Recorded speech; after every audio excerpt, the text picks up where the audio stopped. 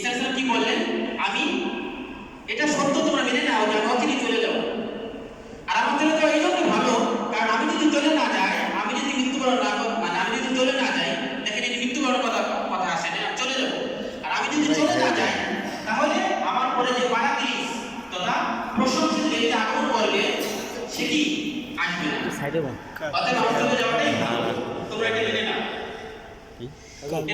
এরপর তিনি বলছেন যে But if I depart, I will send him unto you. আর আমি যখন চলে যাব তখন আমি তোমাদের মাঝে আমি তাকে পাঠিয়ে দিব। কি বললেন?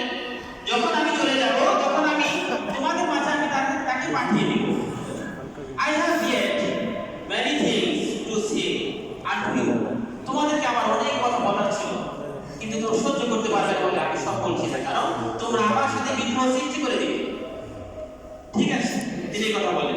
বাট ইয়ে যাও cannot bear them now. তোমরা এই মুহূর্তে সেটাকে গ্রহণ করতে পারবে না, এই জন্য আমি তোমাদেরকে আর বলছি না। তবে শুনে রাখো, হাউ ইট পরন্তু when he the spirit of truth is come, he will guide you into all truth. আর যখন সেই সত্যের আত্মা, আল্লাহর একটা নাম আছে, আমি আছে কিনা, আছে কিনা, মানে কি পরম বিশ্বস্ত না, আল্লাহর অর্থ কি চূড়ান্ত পর্যায়ের বিশ্বস্ততা সত্যের আত্মায়। তিনি এটাই তো নাকি শুধু আমি ঠিক না, সিদ্দিকী তো যা হোক, যে কথা বললাম যে তিনি হলো কি স্পিরিট অফ ট্রুথ, অর্থাৎ সত্যের আত্মা, অর্থাৎ সত্যের প্রচারক। তিনি কি করবেন? আগমন করবেন। He will guide you into all truth. আর তিনি তোমাদের কাছে সমস্ত সত্যটা কি করবেন? প্রচার করবেন। তার মানে কি কোরআনের বাণী, হাদিস তিনি প্রচার করবেন। For he shall not speak of himself. সে নিজে থেকে কোনো কিছু বলবে না। But whatsoever he shall hear, that shall he speak, and he will show you things to come. বরং সে সেইগুলো প্রচার করবে যেগুলো স্বয়ং আল্লাহ তাআলা তাকে বলতে বলবে। দেখেন, আমি যে একটু আগে বললাম পারাক্লিস সব আছে কিনা বাইবেলে, সব ধারাবাহিকভাবে কার সম্পর্কে বলা? রাসূল করিম সাল্লাল্লাহু আলাইহি ওয়াসাল্লাম সম্পর্কে বলা।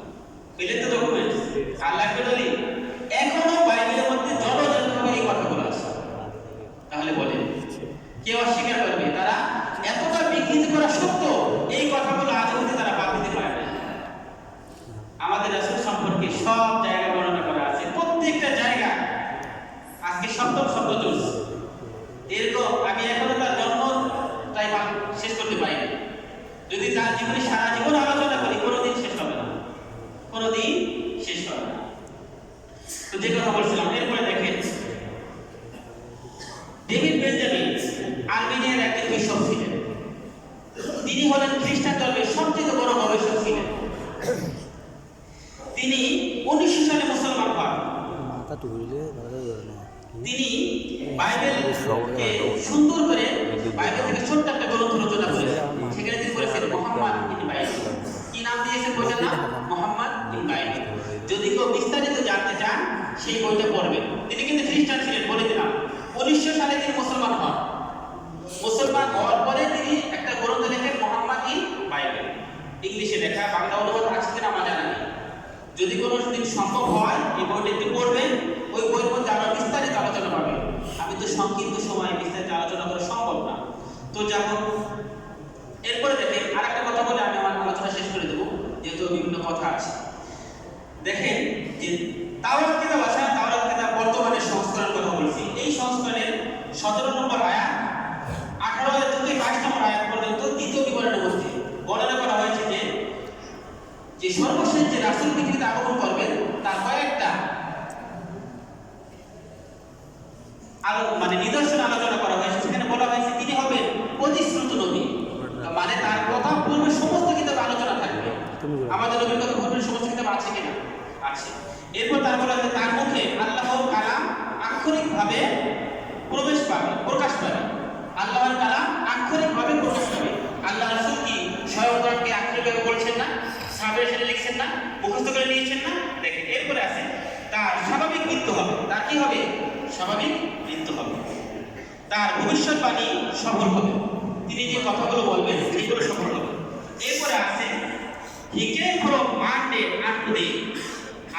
তোমাদের মাঝে আগমন করবে সোমবার দিন। কোন দিন? সোমবার দিন। আমাদের রাসূল সোমবার দিন আগমন করেছেন না? আবার মৃত্যুবরণ সোমবার দিন করেছেন না? সব মিলে গেল কিনা? এই পাঁচটা নিদর্শন বলা হয়েছে তাওরাতের মধ্যে, সব ডকুমেন্ট সহকারে বলে দিলাম। বর্তমান তাওরাতের মধ্যে লক্ষণ আছে, বর্তমান বাইবেলের মধ্যে এই কথাগুলো লক্ষণ আছে। তো যেমন বিস্তারিত আলোচনা ইনশাআল্লাহ আগামী জুমা আবার হবে।